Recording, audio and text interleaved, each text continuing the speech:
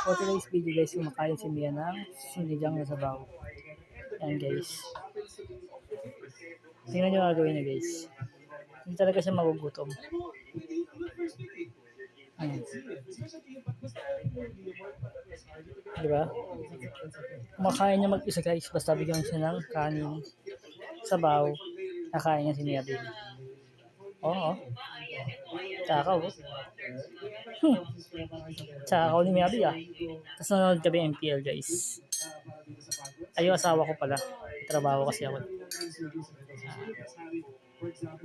Ba. Ba. Yan guys. Habang titingnan siya kumain, nag-work ako guys. Ito yung setup. Yan yung setup ng work ko guys. Electric fan. Ito electric fan guys. Ayun si Mia. Hanggang dito na lang.